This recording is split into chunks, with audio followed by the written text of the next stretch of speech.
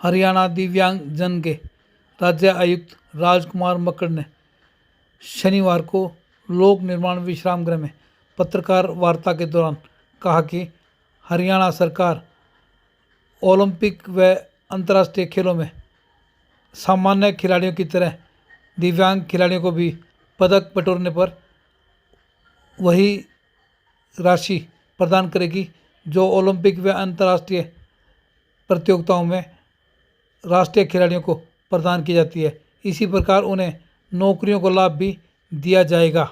उन्होंने कहा कि भिवानी के जिला पुनर्वास केंद्र को भी दोबारा शुरू किए जाने की प्रक्रिया शुरू की जाएगी। इसके लिए राज्य सरकार अगले कुछ पूरे दिनों जीवन में भर अनेक मार्गदर्शन ऐसे जारी मानसिक करेगी। दिव्यांग हैं जिनके परिवार को उसके कारण से बहुत कठिनाई होती है और वो उनको संभाल नहीं पाते हैं। कोई व्यवस्था समाज में भी नहीं है क्योंकि बहुत प्रकार की बीमारियां मानसिक दिव्यांग में स्वयं भी आ जाती हैं और उनकी समझ कम होने के कारण से दिक्कत रहती है। तो उनको जीवन भर के लिए न केवल वस्त्र बल्कि उनकी शिक्षा की व्यवस्था, उनकी दवाइयों की व्यवस्था और उनको योग प्राणायाम और सब प्रकार की उनके जीवन की व्यवस्था हरियाणा सरकार के द्वारा की जाने वाली है। 5 एकड़ ज़मीन में यह 31 करोड़ 70 लाख रुपए की लागत से यह सेंटर बनने जा रहा है। हरियाणा के माननीय मुख्यमंत्री जी के द्वारा कल इसका शिलान्यास किया गया है। इसके अलावा 15 एकड़ ज़मीन हमको कुटैल गांव जो घरोंडा के पास जिला करनाल में पड़ता है वहां की ग्राम पंचायत ने उपलब्ध करवाया है। इसमें regional centre, composite regional centre यह तैयार होने वाला है जिसमें सभी 21 प्रकार की दिव्यांगताओं के लिए न केवल चिकित्सा की अपितु पुनर्वास की भी व्यवस्था रहेगी।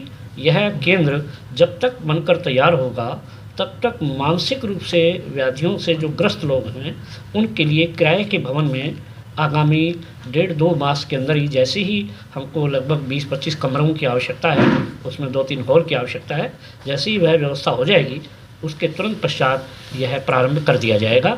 तो यह कल हमने प्रोजेक्ट शुरू किए हैं। इसके अलावा जितने दिव्यांग हैं उनकी अनेक प्रकार की समस्याएं रहती हैं। कहीं उनको सरकार के द्वारा 4% आरक्षण का लाभ दिया तो गया है लेकिन वास्तव में धरातल पर लागू नहीं हो रहा, तो वहाँ वह व्यक्ति कहाँ शिकायत करे। इसी प्रकार से प्रमोशन में भी 4% का आरक्षण है। इसी प्रकार से 6% वार्षिक की दर पर उसको 50 लाख तक का भी ऋण की व्यवस्था सरकार ने उपलब्ध कराई है जो कि पिछड़ा वर्ग निगम उसके माध्यम से है और सर्व हरियाणा ग्रामीण बैंक, इन दोनों को हमने ये तय किया है। केंद्र सरकार के द्वारा उसको हर वर्ष पैसा दिया जाता है, उसके द्वारा हर जिले का हम टारगेट तय करते हैं। वह भी शिकायत आती है। अनेक बार दिव्यांग के साथ व्यक्तिगत भी समस्याएं रहती हैं। किसी ने ज़मीन पे कब्जा कर लिया, मकान पे कब्जा कर लिया, रजिस्ट्री नहीं हुई, बस वाले ने बस नहीं रोकी, वर्क फ्रॉम होम की सुविधा नहीं मिली। ऐसे तमाम मामलों के अंदर वह व्यक्ति अब अपनी शिकायत अपने ही घर में ऑनलाइन कर सकता है। एक पोर्टल की स्थापना की गई है जिसका नाम रखा गया है state commissioner for disabilities Haryana. जो मेरा पद है उसी पद पर यह दिव्यांग के लिए एक सुविधा प्रदान की गई है। न केवल वह अपनी शिकायत दर्ज कर सकता है अपितु उसका स्टेटस भी जान सकता है। हमने प्रत्येक ज़िले के अंदर डीएलसी की स्थापना की है, डिस्ट्रिक्ट लेवल कमेटी। उस कमेटी में चेयरमैन डिप्टी कमिश्नर होते हैं, जिला समाज कल्याण अधिकारी उसके सदस्य सचिव होते हैं। इसके अलावा सीएमओ होते हैं, एक एनजीओ होता है, एक एडवोकेट होता है। इसके अलावा भी कुछ अधिकारी इसमें सम्मिलित किए गए हैं, डिस्ट्रिक्ट अटॉर्नी भी शामिल किया गया है। इस डीएलसी के पास कंप्लेंट डायरेक्ट भी की जा सकती है और थ्रू इस पोर्टल भी की जा सकती है। जैसे पोर्टल पर आएगी और स्टेट कमिश्नर को लगेगा कि यह शिकायत डीएलसी को भेजी जानी चाहिए, जिसमें सरकार पार्टी नहीं है, वह शिकायत नीचे भेजी जाएगी डीएलसी के पास और डीएलसी अपनी इंक्वायरी करके सम्मन करके और वापस कमिश्नर के पास भेजेंगे और कमिश्नर उसको चाहे तो केस के रूप में कन्वर्ट कर देगा अथवा डिस्पोजल कर देगा। उसका स्टेटस भी जाना जा सकता है। तो एक बहुत अच्छी सुविधा जिसमें तमाम सरकार की स्कीमें वह मेंशन होंगी, प्रतिदिन वह अपडेट होगा। उसमें कोर्ट लगेगी तो कोर्ट की हियरिंग वीडियो कॉन्फ्रेंसिंग के माध्यम से वह व्यक्ति भाग ले सकता है। तो यह सुविधा प्रारंभ की गई है। इसके अलावा हमने तय किया है कि अभी पैरालंपिक में हमारे देश के 19 पैरा खिलाड़ी अर्थात दिव्यांग खिलाड़ियों ने पदक प्राप्त किए हैं, जिसमें 5 स्वर्ण पदक भी हैं, क्योंकि सरकार ने उनको अनेक प्रकार की सुविधाएं उपलब्ध कराई और उनको खेल के नाते से तैयार किया गया। हरियाणा का एक खेल का घर है। ख़ास तौर पे हम भिवानी की बात करें तो हमारे यहाँ अनेक प्रकार के खेल यहाँ विकसित हो रहे हैं। ये भिवानी की माटी के अंदर खेल करके अनेक खिलाड़ी और विश्व के पटल पर भारत का नाम उन्होंने रोशन किया है। इस बात को ध्यान में रखते हुए कल की हमारी बैठक में ये तय हुआ है माननीय मुख्यमंत्री जी के सामने कि हरियाणा के प्रत्येक ज़िले में एक स्टेडियम हम उसमें कॉर्नर दिव्यांगों के लिए तय करेंगे और जो कोच हैं इनमें से भी चयन होगा जो संवेदनशील है दिव्यांगों के प्रति, क्योंकि दिव्यांग विशेष व्यवहार के पात्र हैं। सभी व्यक्ति दिव्यांगों के साथ उस प्रकार का प्यार का, स्नेह का भाव नहीं रख पाते, तो उन कोचों में से कुछ तय करके और उनके लिए अलग समय शेष खिलाड़ियों से प्रदान किया जाएगा और एक नई पौध हम हरियाणा में खिलाड़ियों की, दिव्यांग खिलाड़ियों की तैयार करेंगे, जिनको ओलंपिक के लेवल पर और विश्व के पटल पर, विश्व के जो खेल होते हैं, प्रतियोगिताएं होती हैं, उन सभी में अच्छे रूप में भाग ले सकें। इसके लिए पहला जो हमारा है अभी खेलो इंडिया, उसका आयोजन हरियाणा में हो रहा है। सोनीपत में यह आयोजन है। पहले सामान्य खिलाड़ियों के लिए होगा और उसके तुरंत पश्चात हमारा पैरा खिलाड़ी जो हैं और दिव्यांग खिलाड़ी, इनके लिए यह आयोजन होगा। उसमें हरियाणा मेज़बान है और स्टेट कमिश्नर के नाते से मैं उस सारे खेल की देखरेख दिव्यांगों की ओर से मैं करूँगा। इसके अलावा हमने तय किया है कि हरियाणा के प्रत्येक ज़िले में इस प्रकार के मॉडल हम खड़े करेंगे जहाँ पर दिव्यांग जो व्यक्ति है वो अपने पैरों पर खड़ा होने के लिए प्रशिक्षण प्राप्त करे। अब होता क्या है कि प्रशिक्षण की ही व्यवस्था नहीं है। आईटीआई है हमारे पास, लेकिन उन आईटीआई में फीडर तैयार होते हैं, फिटर तैयार होते हैं, मैकेनिक तैयार होते हैं, लेकिन सामान्य आमतौर पर तैयार हो पाते हैं। दिव्यांग क्योंकि इसकी समझ थोड़ी सी उसमें समय लगता है तो पिछड़ जाता है। इसलिए हमने तय किया है कि कुछ आईटीआई को तय करके, और इसके अलावा हरियाणा का कौशल विश्वविद्यालय अभी गुरुग्राम से काम कर रहा है, मूल रूप से पलवल उसकी स्थापना है।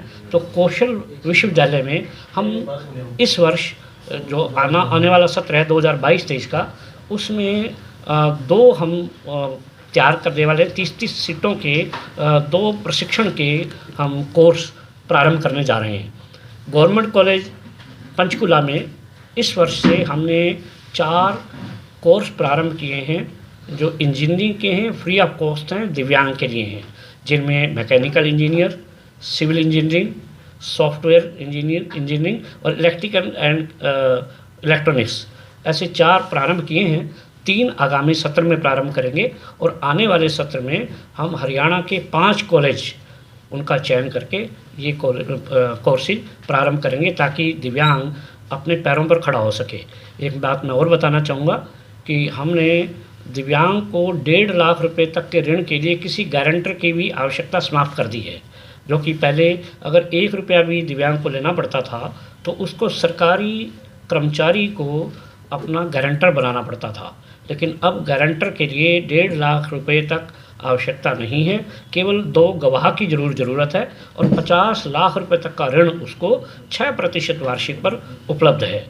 इसके अलावा जो खिलाड़ी हैं उन खिलाड़ियों को सामान्य खिलाड़ी की तरह अगर वो पुरस्कार लेके आते हैं, ओलंपिक में लेके आते हैं, तो जो 6 करोड़ रुपया ओलंपिक में स्वर्ण पदक विजेता को सामान्य खिलाड़ी को मिलता है, वही हमारे दिव्यांग खिलाड़ी को, और उसी प्रकार का उनको नौकरी का और बाकी चीज़ों की सुविधा ये हरियाणा सरकार के द्वारा प्रदान करने का निर्णय भी हुआ है। और अभी उसको हमने पैरा ओलंपिक में जो खिलाड़ी आए हैं उनका उसी प्रकार का हमने सम्मान किया है, वही नौकरियाँ दी हैं और वही उनको कैश अवार्ड्स भी दिए गए हैं।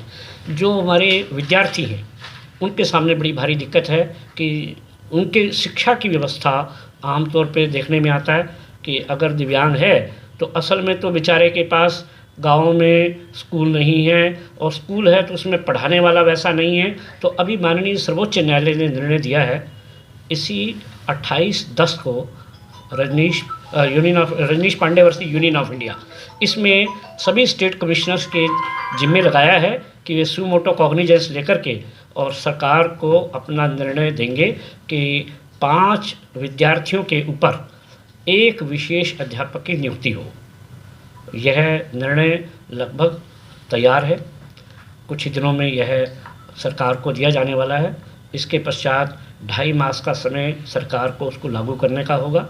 सरकार उसको कितना कर पाएगी, करेगी। उसके बाद माननीय सर्वोच्च न्यायालय को यह रिपोर्ट स्टेट कमिश्नर के द्वारा अर्थात हरियाणा की रिपोर्ट मेरे द्वारा प्रस्तुत की जाएगी। फिर सर्वोच्च न्यायालय सरकार को क्या निर्देश देगा। लेकिन इसमें से एक चिंता जरूर जाहिर होती है कि जहां माननीय सर्वोच्च न्यायालय इसके प्रति चिंतित है, वहीं हरियाणा सरकार भी चिंतित है कि अभी हमने हर ब्लॉक के ऊपर 3 स्पेशल एजुकेटर की नियुक्ति की हुई है, एक IED सेंटर की नियुक्ति की हुई है। नॉन अटेंडिंग जो विद्यार्थी हैं किसी कठिनाई के कारण से, चाहे शारीरिक कठिनाई है अथवा मानसिक रोगी है वो, और विद्यालय में नहीं आ पाता, उसको हम 1950 रुपया प्रति माह के हिसाब से पेंशन दे रहे हैं। ऐसे 28,500 विद्यार्थी हरियाणा में हैं, जिसमें से भिवानी जिले के भी 2,2500 यानी 1,728 समथिंग ये विद्यार्थी भिवानी जिले के हैं, जिनको हम ये 1950 रुपया दे रहे हैं। इसके अलावा हम 2,500 रुपया प्रति माह 60% से अधिक जिनकी दिव्यांगता है उनको प्रदान कर रहे हैं। इसके बारे में भी एक निर्णय हुआ है कि जहां ऐसे अनेक लोग हैं जिनकी आर्थिक स्थिति बहुत अच्छी है, हम उनको ऑफ़र करेंगे कि आप सरेंडर करना चाहते हैं तो वो सरेंडर करें, क्योंकि भगवान की कृपा है, इनकम टैक्स पेई हैं या सरकारी कर्मचारी हैं या किसी प्रकार वो अपनी पेंशन छोड़ेंगे तो हम इसको 40% तक लेकर के आएंगे। इसी प्रकार से बस पास हम 100% तक के दिव्यांगों को प्रदान करते हैं। अब हमने ये निर्णय किया है कि फर्स्ट फेज़ के अंदर हम ऐसे लोगों से प्रार्थना करेंगे कि जो इस सुविधा को छोड़ना चाहते हैं, क्योंकि ईश्वर की अपार कृपा है, क्योंकि हरियाणा रोडवेज लगभग 50,000 दिव्यांगों को वो पास मुहैया कराता है। भले ही उसमें से कम लोग उपयोग करते होंगे, लेकिन रोडवेज के खाते में इस प्रकार की बात आ जाती है कि इतने लोगों को हमने दे दिया। उन लोगों में से कम होंगे तो हम उसको प्रतिशत को 40 तक लेकर के आएंगे। तो ऐसी अनेक सुविधाएं हरियाणा सरकार और भारत सरकार की ओर से प्रदान की जा रही हैं। तो ये आपके माध्यम से यह जन जन तक जाए, आज की इस प्रेस वार्ता का ये उद्देश्य है। तो मैं आपसे निवेदन करूंगा कि आप दोनों प्रकार के पक्ष लेके आएँ। दिव्यांग का सुगम्य भारत के नाते हर पब्लिक बिल्डिंग में जाने का अधिकार है, लेकिन अनेक बैंकों की बिल्डिंग, अनेक सार्वजनिक भवन इस प्रकार के दिखाई देते हैं जहां एक सामान्य व्यक्ति भी चढ़ने की कोशिश करे। अगर बना भी रखा है उन्होंने रैंप, तो रैंप ऐसा बना रखा है कि सामान्य व्यक्ति भी चढ़ेगा तो दिव्यांग होकर के गिरेगा, दिव्यांग तो चढ़ ही नहीं सकता। तो आपसे निवेदन है कि ऐसी तमाम बिल्डिंगों के विषय ध्यान में लाएँ ताकि वो सुगम्य बने।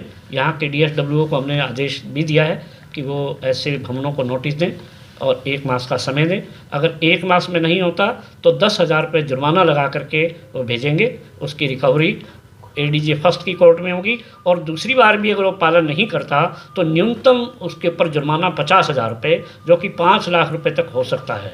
इसी प्रकार से फर्जी डिसेबिलिटी सर्टिफिकेट भी बहुत लोगों के जारी हुए हैं। पिछले समय में ऐसा ध्यान में आता है, राजनीतिक दबाव से अथवा अपने संबंधों का दुरुपयोग करके अनेक लोगों ने फर्जी प्रमाण पत्र प्राप्त किए हुए हैं।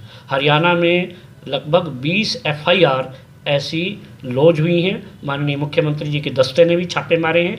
मैंने भी स्टेट कमिश्नर होने के नाते अनेक स्थानों पर रंगे हाथों ऐसे लोगों को भी पकड़ा है जो कि फर्जी सर्टिफिकेट बनवा रहे थे अथवा उसका उपयोग कर रहे थे। आपसे भी निवेदन है कि ऐसे कोई आते हैं, अनेक लोग हैं जो उसके माध्यम से सर्विस में भी आ गए और रिटायर तक भी हो गए, ऐसे भी अनेक लोग हैं, उनसे रिकवरी तक भी की जा रही है।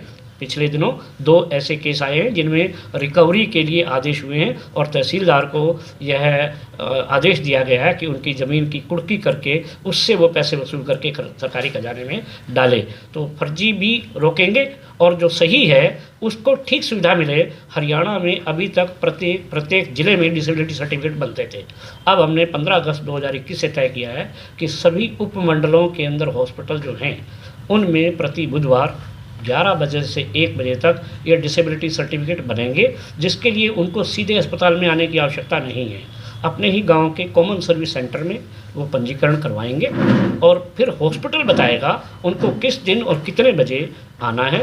वो उस दिन वहाँ जाएंगे और उनका डिसेबिलिटी सर्टिफिकेट वहाँ बनाया जाएगा। इसी तरह से कृत्रिम अंग बनाने के लिए और आर्टिफिशियल लिम्स के अलावा असिस्टिव डिवाइसेस, सहायक उपकरण, उनको उपलब्ध कराने के लिए अभी 3 वर्ष में प्रत्येक ज़िले में 1 बार कैंप लगता था।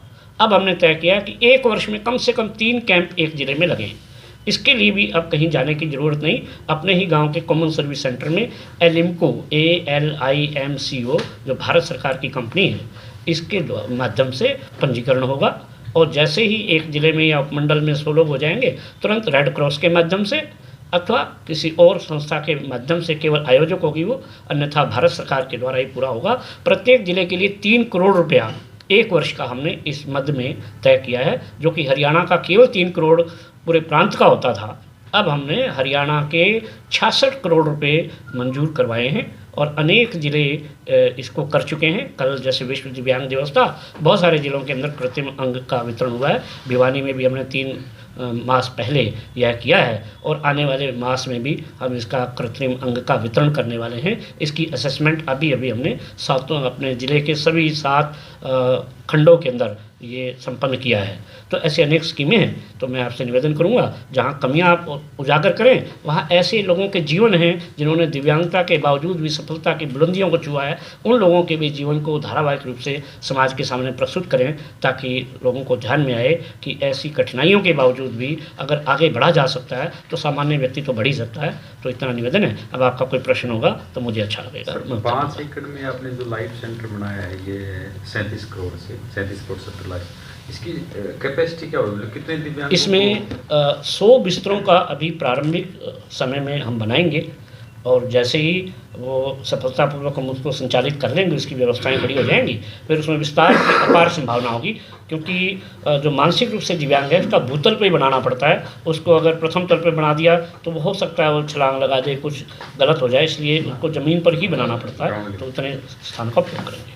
सर, आपने कहा कि संवेदनाएं देखी जाएंगी खिलाड़ियों के जो कोचेज हैं उनके लिए भी और जो टीचर हैं उनके लिए, तो सब किस तरह से टेस्ट किए जाएंगे? उनकी जो संवेदनाओं को टेस्ट जो किया जाएगा, अभी ये दिव्यांग बच्चों को खिलाने लायक हैं या नहीं है? उसमें इनके लिए विशेष कोर्स होते हैं, स्पेशल BEd और स्पेशल JBT होती है, तो उनमें उनका शिक्षण उसी प्रकार का होता है। लेकिन अब हमने ये तय किया है, क्योंकि मुझे नाम नहीं लेना चाहिए, लेकिन भिवानी में भी ऐसे संस्थान हैं, मैं आपसे निवेदन करूंगा कि आप उनको उजागर कीजिए।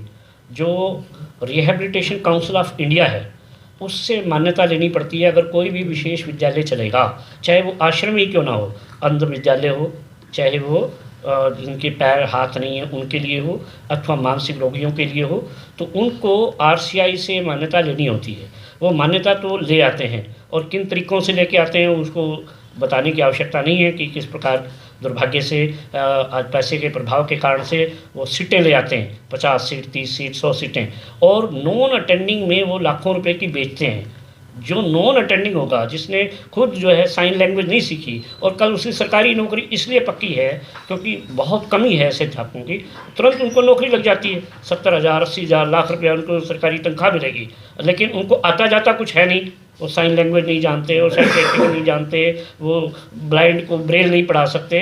तो ऐसे लोगों का हमने तय किया है, भले ही उनके पास डिग्री है, लेकिन हम उनके पहले टेस्ट कंडक्ट करेंगे। एक्सपर्ट की कमेटी होगी, पहले वह उनको टेस्ट से गुजारेगी। अगर वो उसमें टेस्ट में अच्छी संख्या में आते हैं और अच्छा स्थान प्राप्त करते हैं, तभी उनको एलिजिबल मान करके नौकरी में लगाया जाएगा। सर आपने सर जी भिवानी में जिला पुनर्वास केंद्र की स्थापना की गई थी, लेकिन समय के साथ साथ उसको बंद करने के लिए उसके अधिकारी रिटायर होते, इस तरह के जो भी कर्मचारी रिटायर हुआ तो उसकी जगह नई भर्ती नहीं हुई, तो वो जिला पुनर्वास केंद्र बंद होने की कगार पे है।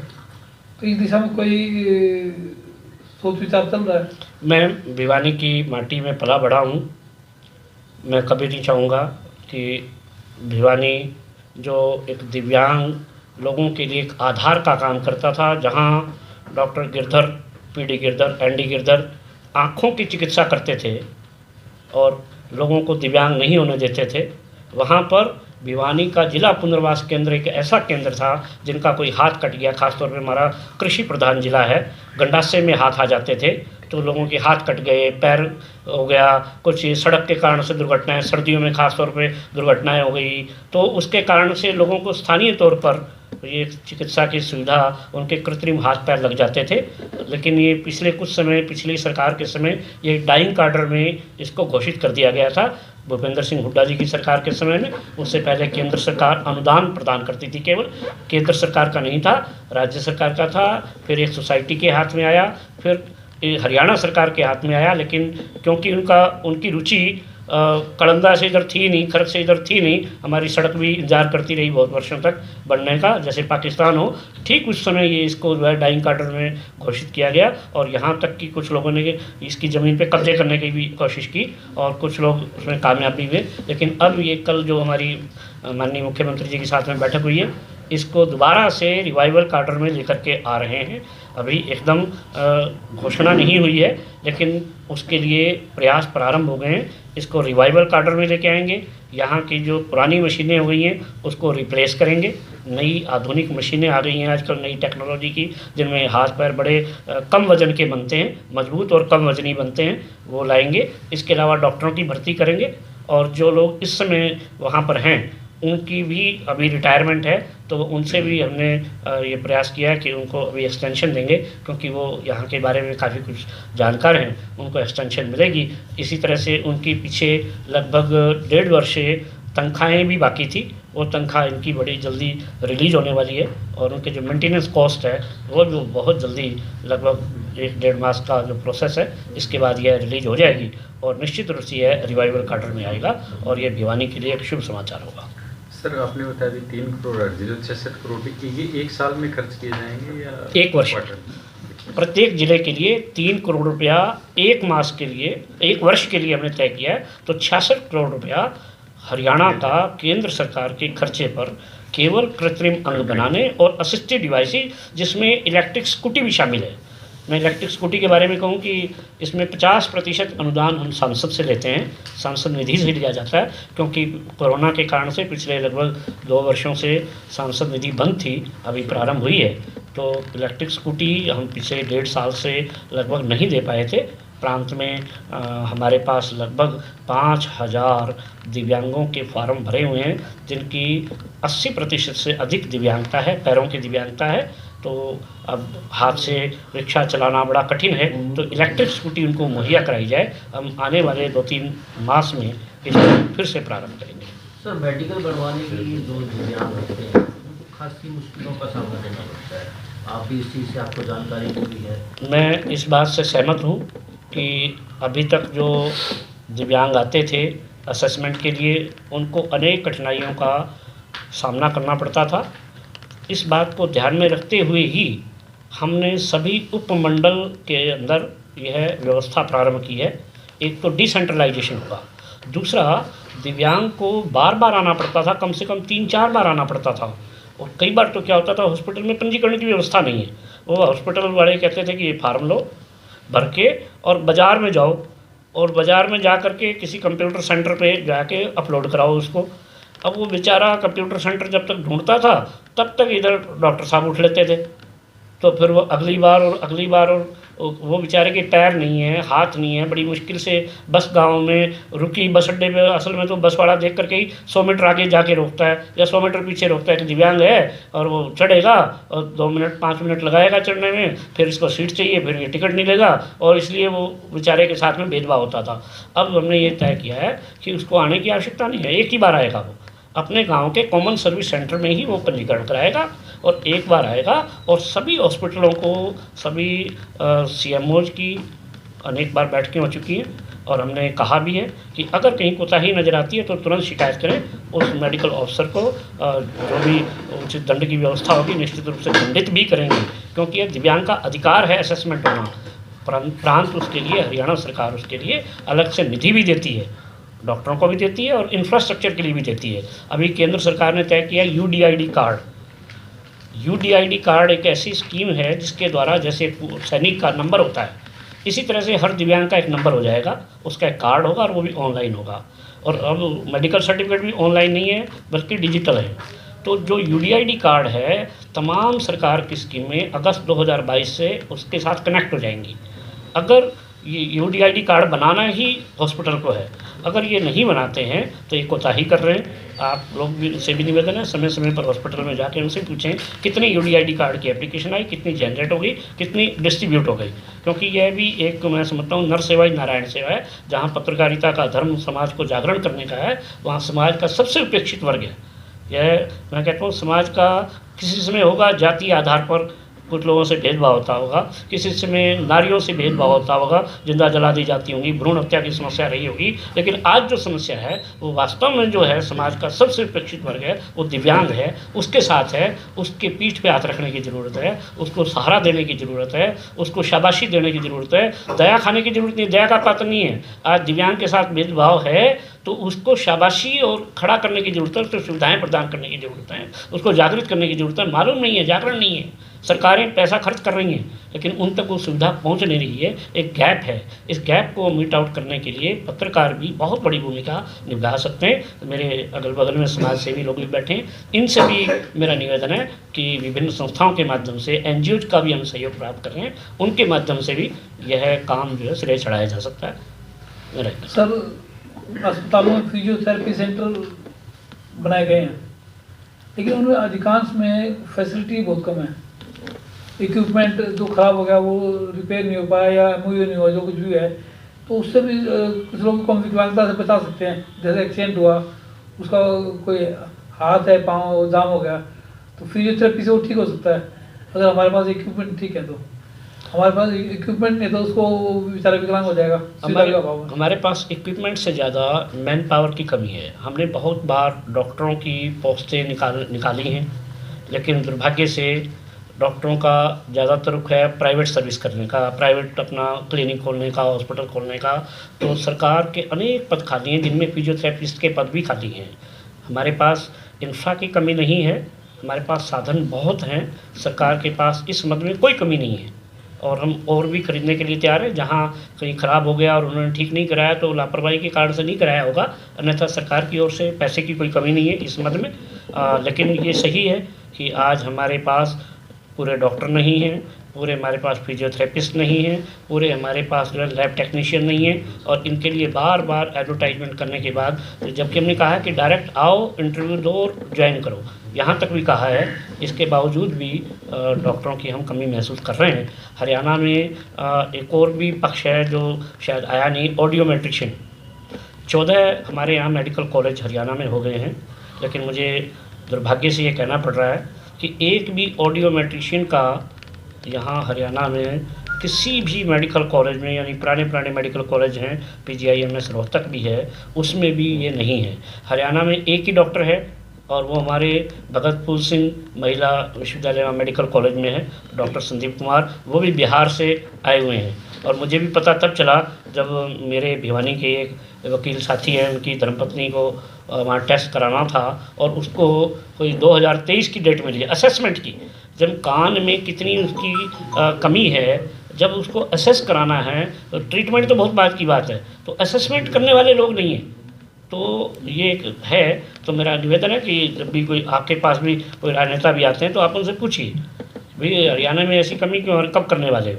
इतने मेडिकल कॉलेज में, किसी भी मेडिकल कॉलेज में 1 साल में आप 50 सीटें निकालिए तो 2 साल में 3 साल का कोर्स होता है, तो तीसरे साल तो 50 डॉक्टर निकलेंगे अगले साल में, और लोकल का 75% आप उसमें प्रवेश दीजिए या 90% प्रवेश दीजिए। तो कुल मिला करके ये भी एक पक्ष है जिसको मैं हाईलाइट करना चाहता हूँ। सर, हरियाणा सरकार ने एक पॉलिसी बनाई थी चिकित्सकों की पूर्ति करने के लिए कि जो लोग रिटायर हो गए 58 साल के बाद उनको 5 साल की एक्सटेंशन दे दी, फिर 2 साल की दे दी। 65 साल तक वो लोग काम कर सकते थे। तो जो आपका विभाग है उसमें ऐसी कोई रणनीति बनाई है? हाँ, हमारे विभाग के द्वारा भी उसी प्रकार की नीति है, क्योंकि RCI भी मेरे अंडर में आता है। तो रिहेबिलिटेशन काउंसिल ऑफ इंडिया जितने भी ये प्रोफेशनल्स हैं, जिसको हम ये कहेंगे कि पुनर्वास में के काम में लगे हुए, चाहे वो मेडिकल साइड के डॉक्टर्स हैं, चाहे फिजियोथेरेपिस्ट्स हैं और चाहे वो स्पेशल एजुकेटर्स हैं, इन तमाम लोगों के लिए भी जब तक हमको रेगुलर उपलब्ध नहीं हो जाते, तब तक हमने इनको 65 वर्ष तक की सेवा के लिए उनसे हम निवेदन ही कर सकते हैं, क्योंकि उनकी ऑप्शनल होता है। अनेक लोग इसको ऑप्ट नहीं करते, लेकिन हमने उनको ऑफ़र किया हुआ है कि जब तक हमारे पास नहीं है तो कृपया आप जब तक स्वस्थ हैं तब तक, बल्कि 65 भी नहीं, हमारे रिहेबिलिटेशन काउंसिल ने तो ये कहा हुआ है जब तक वो स्वस्थ हैं और स्वस्थता के साथ काम कर सकते हैं तब तक वो वेतनमान, उसी वेतनमान के ऊपर कार्य करें। सर, राजनीतिक रूप से दिव्यांगजनों को आरक्षण नहीं है, हर जगह आरक्षण है। अब राजनीति में कितने प्रतिशत लोग दिव्यांग हैं या आगे आने वाले समय में कोई ऐसी मांग होगी जो 4% आरक्षण राजनीति में भी नहीं है, हर जगह है, सिर्फ राजनीति में नहीं है, टिकटों में है कहीं, तो कहाँ देख रहे हैं इस चीज़ का? देखिए, एक्ट 2016 में आया जिसमें 4% आरक्षण की व्यवस्था की।